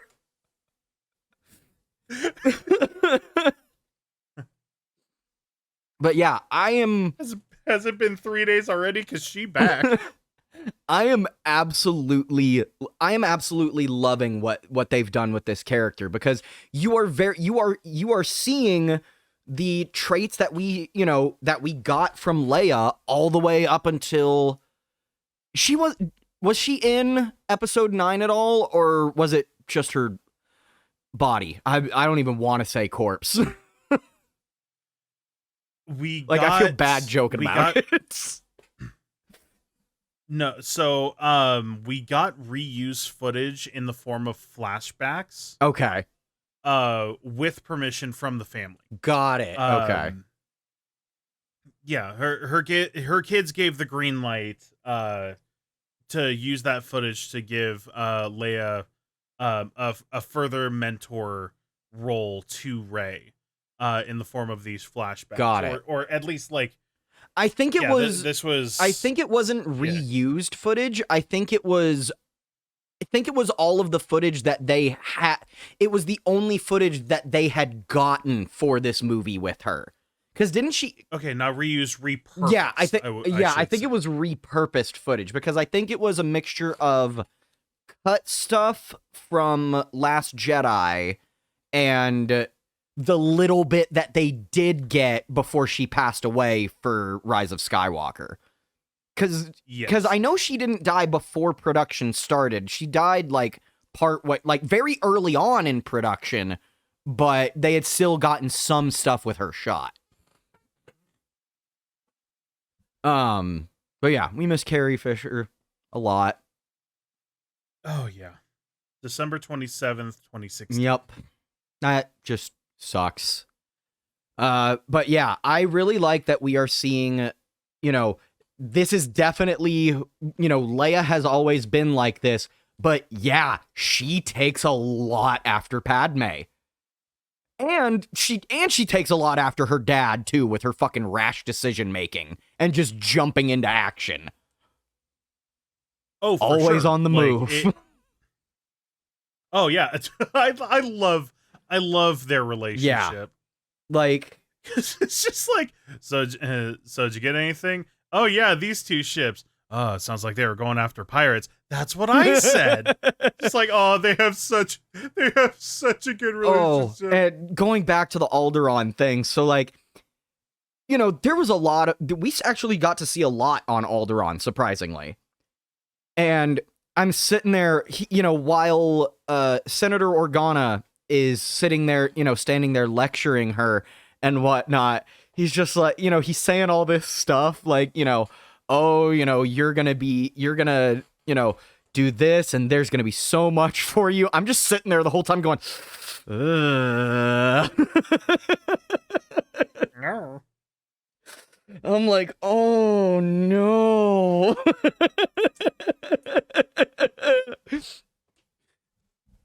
Because it's just like, we know he doesn't. I do think that it was really, like, I was actually very curious as to if that actor was gonna come back to portray Senator Organa again, and I'm very happy that he did. Oh yeah, it seems like they got quite a few people to reprise their roles. I mean, like, shit, we had 3PO in the background of one scene. Which, like, I personally never really thought about, where was 3PO and R2, like, in all of this. And it's like, well, of course, R2, like, being, well, yeah, I hadn't really thought about where they were during this time. Mm-hmm. But it only makes sense considering they were on the same ship. Yeah, they were there in the beginning of A New Hope with Leia. Like, Yeah. obviously, the R2 being an astromech droid, that's a little bit harder to explain away because as far as I know, astromechs are really only used in the context of, like, being on board a ship, acting as navigation and internal repairs, and, maintenance is really all I've ever seen astromech droids used for in this series. But C-3PO, it totally makes sense for him to be there because he's a fucking protocol droid. He's a butler droid, essentially. Yeah, and translator. Yeah, exactly. Also, to confirm, Carrie passed before the production of Rise of Skywalker. Oh, so all of the footage that was used was during the production of Last got Jedi. it. So it was repurposed footage. Okay. Yeah. I was always under the impression that and- they kind of pulled like a Matrix Lord of the Rings thing where like they were they were essentially being worked on in tandem. Yeah, I don't remember if that was the case. I don't think it was because like they hadn't picked or they hadn't finalized J.J. Abrams coming back instead of the other director. Right. Until after Last Jedi had come out and received the backlash it did. That's right. But yeah, also I completely forgot about it's gonna make me cry. The Carrie Fisher memorial that all of the fans did. I saw with that. With the Hollywood Walk of Fame, and then her subsequent official star earlier this year. Yeah, that was awesome. That was really awesome. Oh God, okay, I'm sorry. I actually am crying. Fuck. All right, let's move on real quick here. Yeah. But yeah, like as far as I can, like, obviously this series is still going. I don't know. Do we know how many episodes this is going to be? Is it going to be like 6 or 8 episodes? I believe I remember it being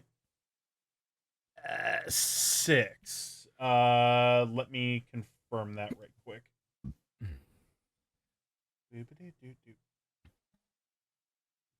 6. Yeah, it's planned to be 6. Okay, so yeah, we've still got 4 more episodes. So there's a lot that can still happen, obviously. But yeah, I'm very happy that this show wasn't just, because I'm not gonna lie, I'm really glad that they decided to take this show off world, because what could you have done? Like, I don't know how they could have made this a series rather than a movie, because according to Ewan McGregor, this originally was going to be a movie and then it became a series. Kind of like fucking Legends of Vox Machina, oddly enough. Yep. Yeah, it was originally just going to be a movie and then it evolved into a series. So I wonder if the original idea for the movie was going to primarily be what we got in those first 2 episodes. Or in that first episode. Like, I think it probably would have more than likely been a longer, drawn-out version of that, and I don't think it would have done as well. Because, I mean, what can you... Probably like, not. what can you do other than him trying to, keep a low profile while at the same time trying to dodge these Inquisitors that are in town? You can't really do anything outside of that if you keep it there. Like, Right. you put it in a box, essentially. So I'm actually very happy with the fact that they decided to go off-world, essentially, for this one. Like, and I actually find that very interesting, because it's just like, oh, so he wasn't just a hermit all this time. He actually did go get into some shit at one point. Like... Yeah. And because of Rebels, we also know that Darth Maul came and found him out in that desert at one point. Mhm. Like, if we do get a second season of this, Because depending on how this one ends, there either will or won't be a second season. But if we do get a second season of this, I would like for that to be the second season and the series finale. Them doing that final scene with Darth Maul, the final showdown with Darth Maul, but it is, Ewan McGregor completely gray now. Oh yeah, and oh god, that actually reminds me. That's a big thing that people are like really pissy about right now, especially on Twitter. It's like, guys, there's only 9 years between this, and it shows Ewan McGregor in the show. Oh, and then Alec Guinness. Yeah. Alec, yeah. And it's like, well, that's still 9 years. Stress is on bitch. A desert planet.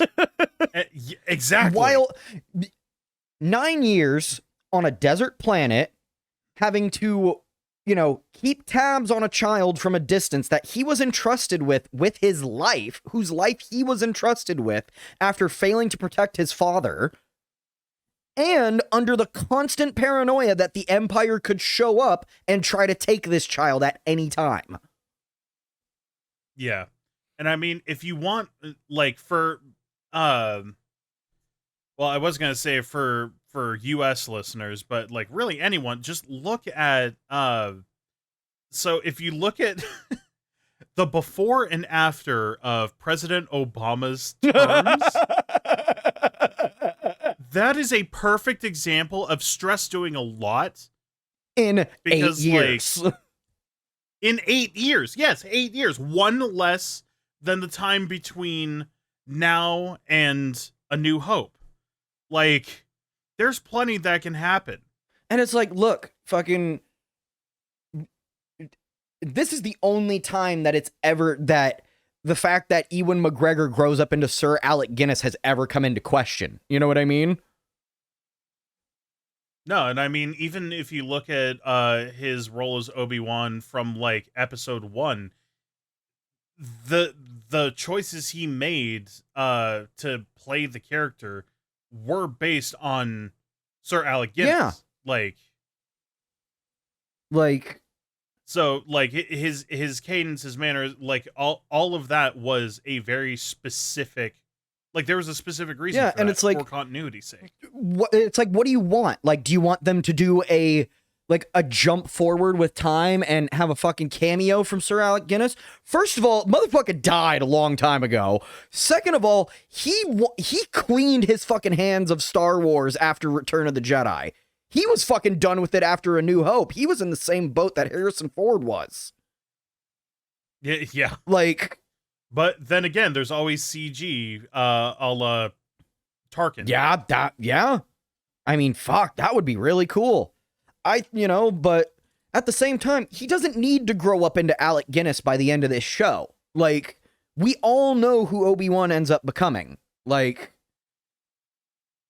honestly, just cutting with like if you wanted to have an epilogue, like whether that be written or like stills during the credits or something like that, showing the last little bit of time between wherever it ends and A New Hope, like, that's fine, but it's not necessary. Yeah. But, god damn. So, we're actually running out of time here tonight on this week's episode, but there are a couple more things that I do want to cover about this series. It looks like this is just going to be this episode, us talking about Obi-Wan, which I'm totally fine with. That, I'm totally chill with that. We can do the other thing for the next episode. Yeah. But one of the other things that I really did like about these first two episodes was that Vader tease at the end of the second episode. And that was Hayden Christensen in makeup, correct? Yes, it was. Yeah. Now, here's the thing about that scene that I've been kind of questioning. Ever since I watched it, I literally rewound it like 5 or 6 times before I was like, I let it go. Am I crazy, or does he smile? Let me pull it up. Like, I might be crazy, but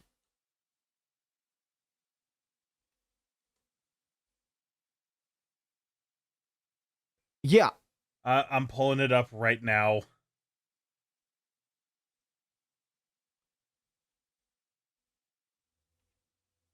Well, I mean, he's covered with a mask. But it's like, watch his cheeks.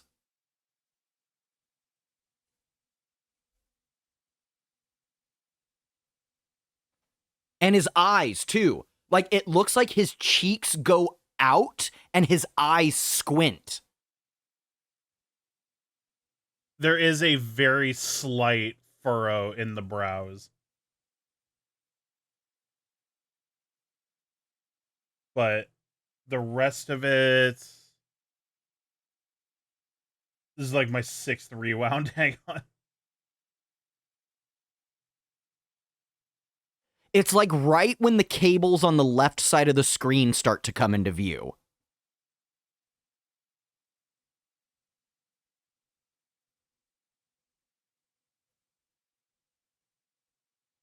I see a little twitch, but I don't think it's a smile. But there is a mild furrow of the brow, like, yes, finally. Because it kind of feels like there's a like there was a very brief like force connection between the two of like confirmation. Exactly. So that's why I'm kind of just like, that's why I'm like, did he smile kind of like in a found you kind of way? Like, oh God, I am so fucking psyched about the rest of this series. I can't wait to see. I'm just curious as to if we are going to get to see Vader before the confrontation, or if it's just going to be that one scene, which I would totally be fine with, because in my personal opinion, Vader is best used in very small doses.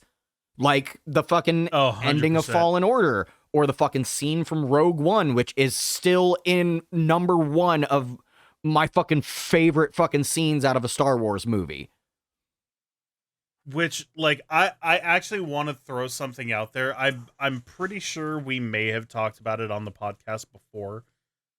Or at least I know we may have had this conversation just in general. But, like, I remember, like, as awesome as it is, I remember hearing some people kind of piss and moan about, like, oh, well, if that's the Vader we got at the end of Rogue One, then why do we have the like, shitty doesn't move around Vader in A New Hope, considering that's, like, maybe 20 minutes behind A New Hope. And it's like, well, think of how Vader uses the Force. Like, his movements are fairly restrictive considering the suit. And he's constantly in agonizing pain. And his Force use, he's using the dark side of the Force. So, more than likely, he's using the Force to get a greater range of motion or speed while he's doing that assault at the end of Rogue One, because he just fucking exploded in fury because his plans just got fucking stolen. Yeah. This thing that he's been working on, this thing that he's been overseeing and is responsible for the last... When does Rogue One literally takes place minutes before A New Hope? So, right, the last almost 20 years, 19 years. Yeah, because the end of the Clone Wars is stated to have been 19 BBY. Yeah. So yeah, he's been working on this plan for almost 20 years, and some fucking dirt farmers just fouled it all up. Which, the irony, considering where he came from. I mean, yes.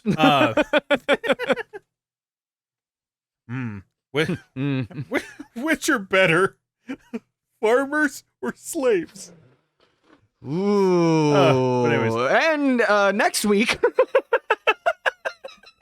No, but, like, seriously, when you think about it, that like burst of anger and adrenaline would make sense, giving him a greater range of motion. Plus, he fucking crushed someone against the roof using the And Force. I mean, also, if So- you really do pay attention to him in A New Hope and Empire Strikes Back, and I mean, fuck, even Return of the Jedi, he moves pretty fucking spry for an old man.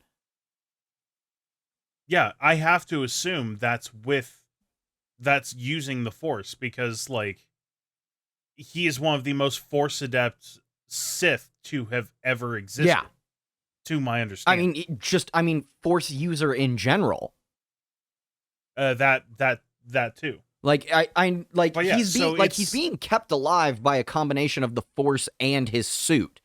So I'm assuming when he goes into fight mode, it's just his suit keeping him alive at that point, because all of his Force energy is going into his movement and combat. Yeah, it's really not that big of a stretch to think like it's not his physical prowess that is letting him move like that, considering what he's Yeah. in. I think it's his suit is keeping up with his movements using the Force. Yeah, Darth Vader is not the duelist that Anakin Skywalker was. That is for damn sure. Yeah, 100%. So it's like having that explosive anger in that moment while they get away, going into calming himself down enough to find the ship, board the ship, and then have his moment of find them. Yeah. You are part of the Rebel where we Alliance and a were traitor. introduced. Take her away. Yeah, exactly. Like, he was pissed So- in that scene. Yeah, so it's fair to say it carried over. But yeah, like, and, you know, it's like, if you want to look at the comics and start fucking pointing fingers there, what the fuck ever. Fine. Like, because, dude, if you've seen some of the shit that Vader does in the comics, you're just like, holy shit. Like, Yeah, that is Vader totally fair. tanks some fucking hits in the comics. Yep. But yeah, so final words that I'm gonna say on Obi-Wan Kenobi before we move on into our finishing segment here, because I know I'm not gonna remember to talk about it in our next episode. Final song for the inevitable duel between Vader and Kenobi in this show. Would you rather it be Duel of Fates or the Battle on Mustafar's music? What would your personal preference be in that area? I would have to listen to remember the distinction, because I thought it ended on Duel of the Fates in Revenge No, of I'm the fucking music where it's all Oh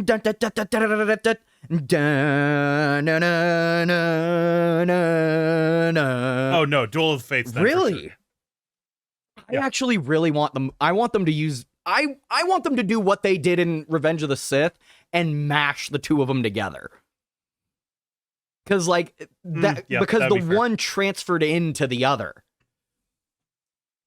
But yeah, obviously, Duel of the Fate. Like, see, the thing is like, I understand the song is called Duel of Fates, but the first time we heard that song was, I mean, yes, I get. If you think about everything that transpired afterwards, yes, it did make sense for that song to be played during the Darth Maul fight. But that's the fight that's the song that I associate, that's the fight that I associate that song with more than the fight in Revenge of the Sith. But it could be argued that that song follows Kenobi. Well, yeah, obviously. so yeah, like it would make sense to be, because every time it's used in some way after the clash against Maul has been in a Kenobi fight. during a fight that meant something for Kenobi's arc mainly. So either mashup or Duel of Fates. I would like to hear. For I don't know. It depends on the context of what's happening, you know? yeah, it's what makes sense to me. Yeah, but yeah, I'm excited to see where this series goes, where it ends up. Now, to close out this week's episode, I want to talk about motherfucking pirates, my guy. Oh. So we were on no. the phone the other night just bullshitting, and I don't remember how it came up, but we started talking about the Pirates of the Caribbean movies. Do you remember? Yeah, I do you don't- remember why we were talking? I don't about remember how it came up either. I don't remember. But yeah, so we started talking about these movies because I actually very fondly remember the first three. Like I really like the first one. It's still one of my favorite movies of all time, and I can confirm that by the fact that I literally just watched it yesterday. I actually started watching them. So me and Fish were on the phone a couple nights ago. Fuck, I don't want to date this, but I'm gonna have to have the conversation make sense. Same night that fucking Kenobi came out. We were bullshitting on the phone. And as soon as I got off the phone with Fish, it was like, God, what was it? Like 1 a.m. almost? Yeah. Hold on, let me go to Discord, because it was, God, it doesn't even say what time the call started. It was just, I started a call on the 26th that lasted 4 hours. Yes, and it definitely went past midnight because I was like, my guy, it's Yeah. like, yeah, it's almost 1. I'm fucking tired. And that's when you're like, all right, I'm gonna watch Kenobi Yeah. now. so I watched the first 2 episodes of Kenobi, and then I'm just sitting there, just fucking kind of slack-jawed at the end of those 2 episodes. And I'm just like, fuck. I'm not really ready for bed yet. Maybe I should just, start watching something else. And fucking Pirates of the Caribbean, Curse of the Black Pearl popped up. And I was like, you know what? Fuck it. Why not? Like, Johnny Depp's name has been in the news for like the last fucking month and a half, and I haven't watched any of his fucking movies, oddly enough. Like, fucking Pirates of the Caribbean. Why not? I was just talking about him too. And yeah, so Curse of the Black Pearl really fucking holds up. I still actually really dig that movie. It is a fun fucking movie. Goes by really fast though. Like, holy shit, Yeah. It goes by. Because like, goddamn. And then the next day, I ended up watching Dead Man's Chest and At World's End. So Dead Man's Chest, I absolutely fucking adore. One of the things about that movie, the special effects in that movie are really fucking good. Oh, dude, everything that has to do with Davy Jones is just stellar. Yeah, like I was sitting there because my fiance was watching it with me, and we were watching this one scene, and it was a scene in particular where like it was showing like Davy Jones and his whole crew on the deck of the Flying Dutchman, and I'm like, everything on this, like 90% of the shit on the screen right now is CG, and it looks fucking phenomenal. I love him like firing up the pipe and then it blowing Oh. out of the tendril off Yes. the side, like straight in somebody's Just the, face. It was like, just I have no idea. Like, I just didn't understand it. Because I guarantee you, if Dead Man's Chest had been made today, even considering that it's Disney fucking funding it, that CG definitely would have started looking off in a few places. I don't know what they Yeah. were fucking doing when they made these movies, but they need to start doing it again because, I mean, for fuck's sake, even the scenes with the Kraken, a very obvious CG creature, a creature that is obviously created with CG, looked really fucking good. Like, if I was a fucking idiot and didn't know what fucking visual effects were, I would have thought that they got a real Kraken. Like, those effects held up so fucking well. And I don't understand it because just once again, me repeating myself like I always fucking do in these podcasts. It's inevitable. Like, if that movie had been made today, the Kraken would have looked 10 times more fake than it does. I guarantee it. And I don't understand why. Like, maybe it's because, like, I don't even fucking know. Cause like, I would say that like, maybe it's because CG gets abused now, even more so than it was back then. But then it's like, I can't say that because the Kraken was 100% CG. Like, and I know that there were actors that motion captured everything for Davy Jones' crew, but they were all CG too. Like, yeah, but just those movies really fucking hold up for me. The only thing about the only real issue that I have with the third one is it really feels like they switched writers halfway through. Like Yeah. from the beginning of the movie all the way up to where the boat goes over the falls and they go into Davy Jones' locker. Like that scene, like everything that leads up to that feels like it was still part of Dead Man's Chest. I mean, for fuck's sake, I put on World's End right after Dead Man's Chest, and like 30 minutes into at World's End, Hannah didn't even realize that the third movie was on. Good shit. Like, she didn't even realize that I had already started the third one. She thought I was still watching the second one. So that just proves my point right there. But, like, as soon as we get to Jack Sparrow in the locker, it feels, from that point on, it feels like they had a completely different writer. Because, like, granted, obviously going into Davy Jones' locker and all that shit, that's already an off-the-rails concept. But, like, it just completely goes off the rails from there. Like, and I will be the first to admit, I fucking love psychologically broken Jack Sparrow, just seeing himself everywhere. Like, I love that.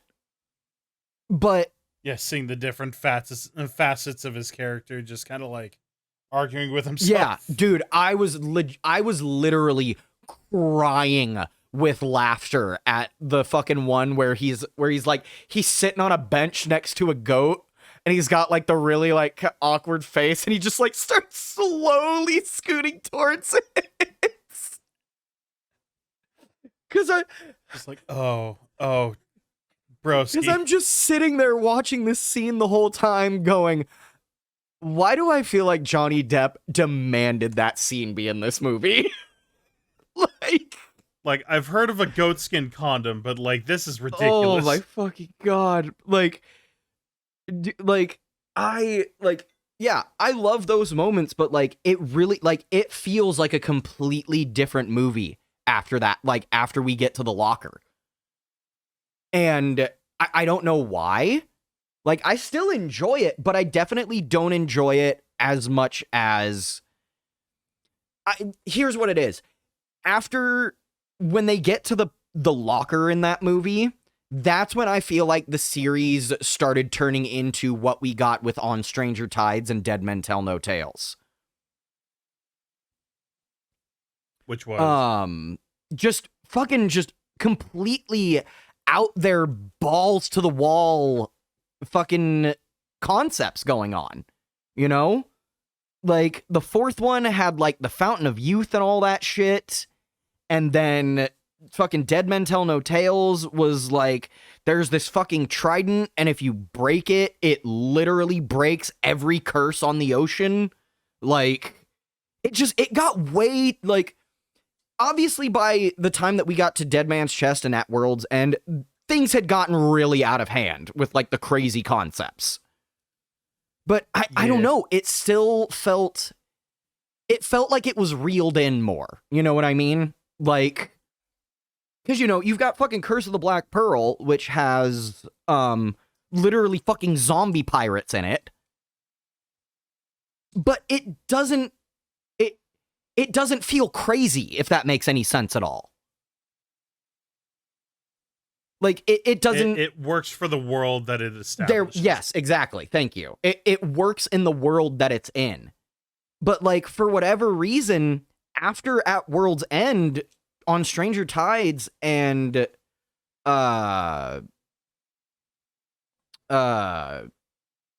Men Tell No Tales,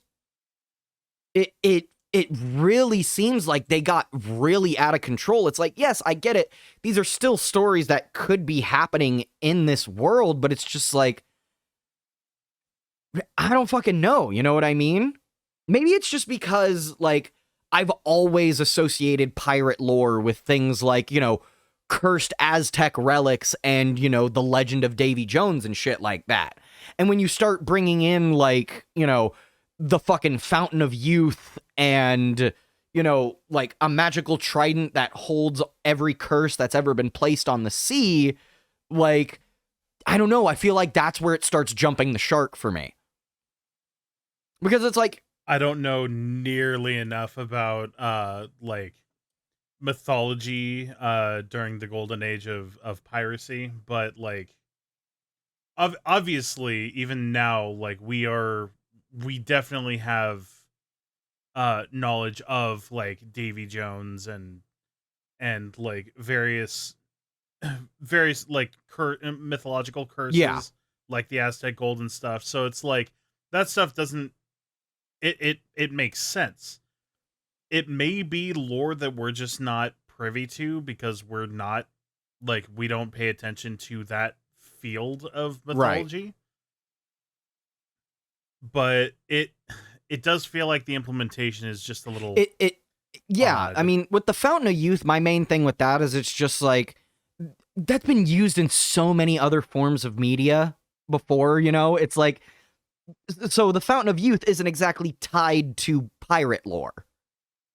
Like, the trident thing, okay, yeah, sure, whatever. The best part about that movie is fucking Javier Bardem.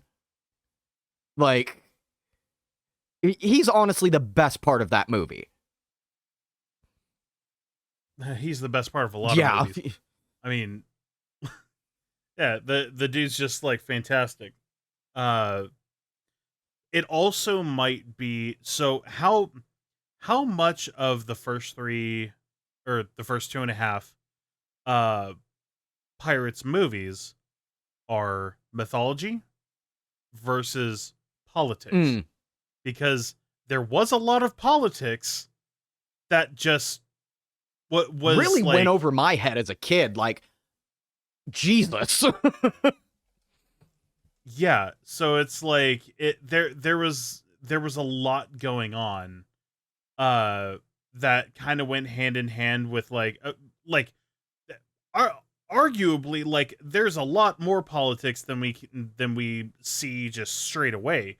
Because I mean, even look at Davy Jones's entire like afterlife. Well, I mean, you could even look at, I mean, you could even go earlier than that. Look at, in the first movie, I mean, just like with the pirate code and all of that, like, there was a lot that that went over my head when I watched these movies as a kid, to where when I watched them just the other day, I was like, oh my God, like, there's a lot of politicking involved in piracy. Yeah. It's not all just pillaging and stabbing people. But yeah, I don't know. It's just the politics of the larger world is really something that was a lot more apparent in these recent viewings of the movie. Like, just fucking Lord Beckett just literally having a stranglehold on the sea, even before he comes into possession of the heart. Like, literally just walks into a town, arrests 2 random people, and tells their governor to fuck off because I'm here on orders of the king, bitch. Like, fucking hey, man. Like, maybe we'll do a little bit more in-depth deep dive of these movies at another point in time, but that's just something I wanted to talk about since it was fresh in my brain and we were talking about it the other night. But yeah, I think that is gonna do it for this week. We've been going for quite a while here tonight. Fucking as always, fucking follow us on our shit, you fools. They'll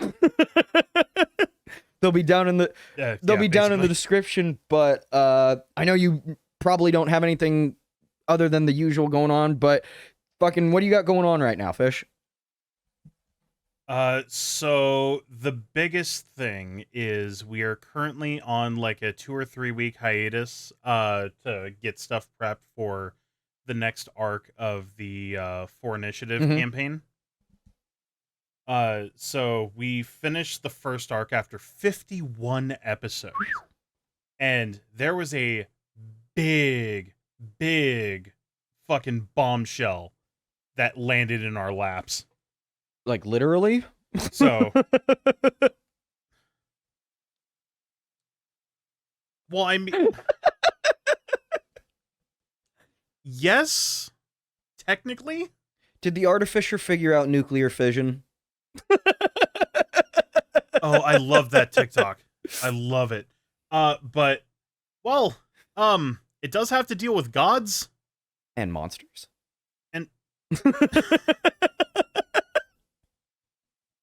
well, I don't know how much you're caught up, but you know that book, that wizard's book that we got like way early on that was like not sure if good or bad. There's a god on the other side of that, and he's telling us to fix Oh my some god, shit. you guys picked up a grimoire. Yes. Specifically our tiefling did. But yes. I can't say I wouldn't have done the same. So yeah, there's But yeah, so there's a lot going on, and we are also transitioning from Sundays to Fridays. Oh, to better work with other people's schedules, but also like that'll give us a little more breathing room for the people who have to fucking work mornings. oh shit. All right then. Fucking so you heard it here. Fucking Stream for Initiative if you follow that or you want to start following it. Go follow them. Twitch.tv/Stream for Initiative, yes? I believe And that is so, yes. 4, not, the word 4, that is the number 4. So it is Stream the number 4 Initiative. Go check them out. Yeah, they're a great group. They have great fucking chemistry with each other. And I'm not just saying that because one of the members of the group is in this podcast with me. I genuinely enjoy the group dynamic that they have. Yeah, we have 51 episodes up right now on the YouTube channel for archives, but hey, we hit affiliate, which was fantastic. Insane. And yeah, it's 7:00 Pacific, now transferring to Fridays, and hopefully within the next so it's the end of May right now, maybe second week of June, maybe third week of June, we'll be getting back to it. So yeah, fucking go follow and fucking even subscribe now that you have the ability to fucking Stream for Initiative on Twitch. That once again, that is twitch.tv/stream the number 4 Initiative. And yeah, fucking season 2 coming in sometime this summer. A few weeks. I don't want to put like an exact number on it and like this be fucked. But yeah. Well, best bet would be follow the Twitter for yes, updates, absolutely. Which I believe that one is at For Initiative. Yep. But yeah, that'll all be down in the description. As for me, I'm fucking Comma Crazy Game Time. I'm a fucking very bad Let's Player because I upload maybe once or twice a year and I stream maybe 6 times a year. Oh, dude, I'm less of both, so I get you. I want to start streaming but more. Yeah, I have been trying to stream a bit more lately. I've been playing games like Raging Blast 2 and playing even some Switch Sports with Fish here. There's actually an ongoing series right now that me and my fiance are doing, playing Fallout New Vegas with a fuckload of mods attached to it. And recently installed /made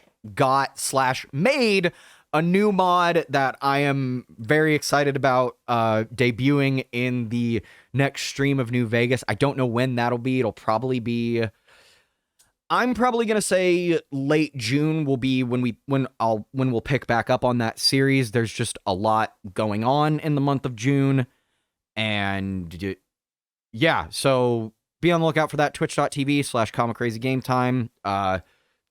Twitter is at ComicCrazyGT, I think. I don't even know what my Twitter handle is anymore. But yeah, fucking, that's gonna do it for us here. This has been the Derailed Podcast. I'm Comma, he's Fish, and yeah, we'll see you guys next week, I guess. Laters.